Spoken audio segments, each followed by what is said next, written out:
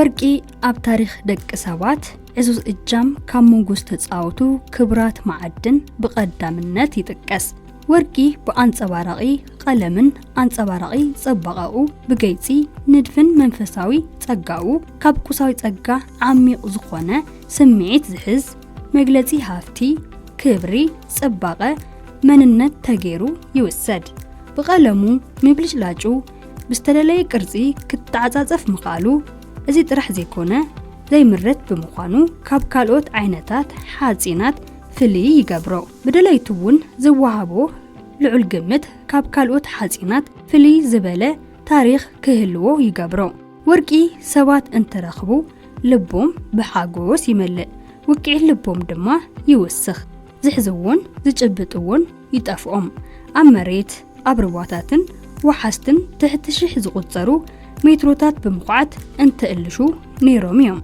ወርቂ ክቡር መጋየጺ ካብ ምዃኑ ዝተልዓለ ኣብ ታሪኽ ወርቂ ነገስታት ንንግስናኦም ስልጣኖም ንምግላጽ ዘውዶም ክዳውንቶም ዙፋናቶምን ግድግዳታት ቤተ መንግስቲ ኣጊጾምሉ እዮም። ማዕረጎም ክብ ምባል ስልጣኖም ብምጥንኻር ሃፍቶም ብወርቂ መጋየጽታት የርእሉ ነይሮም።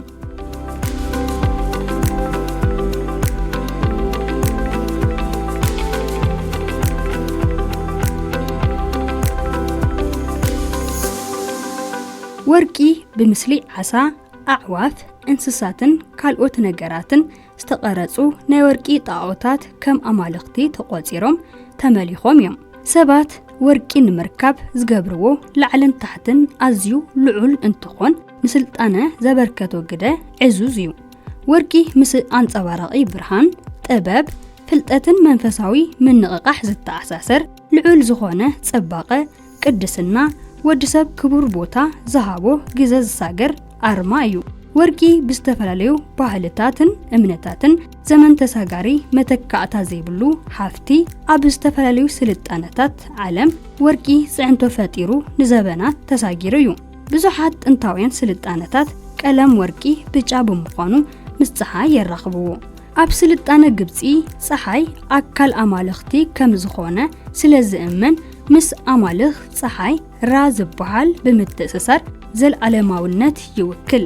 መሸፈኒ ገጽ ንጉስ ቱታንክሃሙን ዝተሰርሐ ካብ ወርቂ ነይሩ። ጥንታውያን ፈርዖናት ግብፂ ንብረት ኣማልኽቲ ግብፅን ፈርዖናትን ተገይሩ ዝረአ ወርቂ ኣልሾም ንከምጽኡ ነጋዶታቶምን ሰራዊቶምን ናብ ርሑቕ ቦታ ይልእኹ ነይሮም። ከም ኣቋጽራ ኣውሮፓውያን ኣብ 1922 ዝተረኸበ መቃብር ቱታንክሃሙን ኣዝዮም ልዑል ዋጋ ብዘውጽኡ ናይ ወርቂ ኣቕሑ ዝተመልአ ነይሩ። ናይ ኣስከሬን ሳንዱቕ ከይተረፈ ብወርቂ ዝተሰርሐ ነይሩ።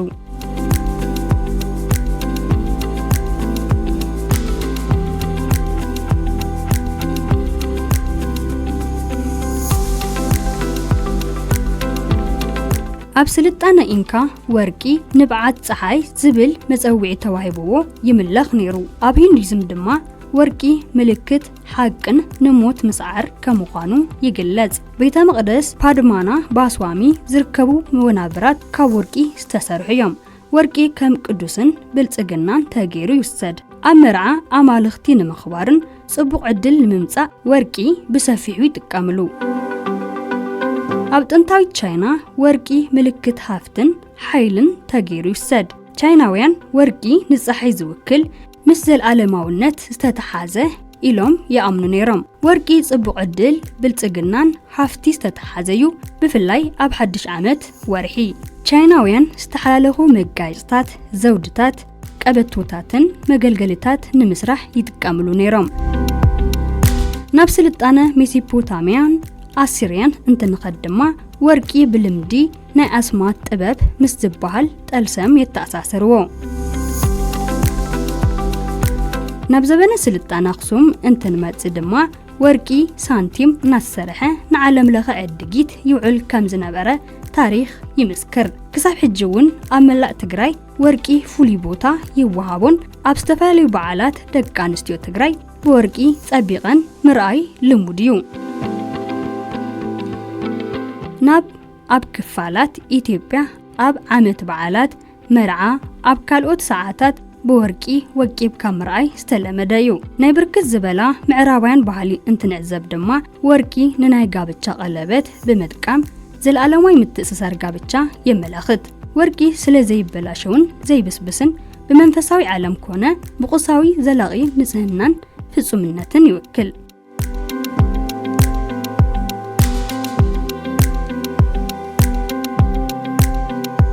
ወርቂ ልዑል ዝኾነ ልዕልና ወይ ድማ ደረጃ ጽሬት ተገይሩ ይውሰድ። ናብ ስፖርት ዓለም እንትንዕዘብ ወርቂ ንልዑል ውጽኢት ዘመዝገበ ሰብ ንልዑል ዓወቱ ንምግላጽ ከም ሽልማት ክወሃቦ ንዕዘብ። ወርቂ ናይ መጨረሻ ልግስና ሰናይ ነገር ይውህና ይውክል። ኣብዚ ሕጂ ወርቂ ምልክት ልዑል ሃፍቲ ብልጽግናን ኮይኑ ቀጺሉ ኣሎ። መጋየጽታት፣ ሰዓታት፣ ካልኦት ልዑል ደረጃ ዘለዎም ናውቲ ንምስራሕ ብበዝሒ ኣብ ረብሓ ውዒሉ ኣሎ። ናይ ወርቂ መጋየጽታት ኣብ መፍጠር ዝርከብ ኢደ ጥበብን ኪነ ጥበብን ሕጂ እውን ወርቂ ተደላይነትን ተደናቕነቱን ቀጺሉሉ እዩ።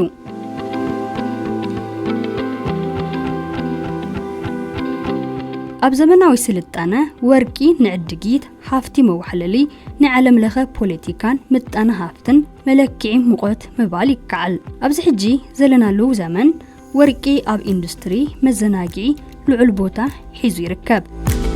ኣብ ዝሓለፈ 2025 ኣዝዩ ኣዝራራቢ ዝነበረ ብኣሜሪካዊ ሮበርት ሪፕሊ ዝበሃል ቢሊቭ ኢት ኦር ኖት ዝተባለ ትካል ብወርቂ ዝተሰርሐ ሽቓቕ ብ12 ሚልዮን ዶላር ምዕዳጉ ይዝከር። እዚ ብወርቂ ዝተሰርሐ ሽቓቕ ኣሜሪካ ዝብል ስያመ ዘለዎን ብሓፈሻ 101.2 ኪሎግራም ዝኾነ ብበዓል 18 ካራት ብጣልያናዊ አርቲስት ማውሪዚዮ ካቴላን ዝተሰርሐ እዩ።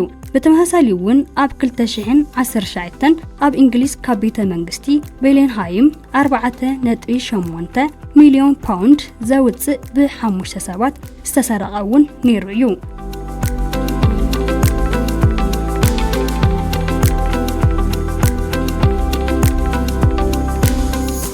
ወርቂ ተደላይነቱ ኣብ መላእ ዓለም ጸግዒ በጽሒ ይርከብ።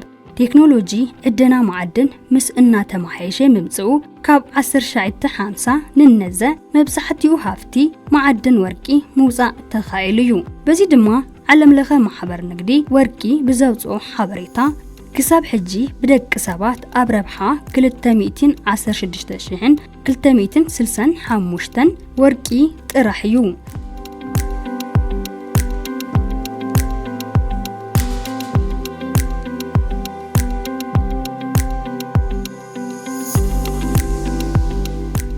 እዚ መጠን ወርቂ ካብ 3 ክሳብ 4 ዝኾነ ገንዳ መሐመሲ ኦሎምፒክ ይመልእ ይብል። ንብዙሓት ዓመታት ወርቂ ኩልሻዕ ፍሉይ ቦታ ዝሓዘ ብቋንቋ ባህሊ ወይ እውን ኣብ ዘበናዊ ህይወት አንጸባራቕነት ወዲሰብ ትርጉም ህይወት ዝረኽበሉ መንገዲ ዘርኢ እዩ።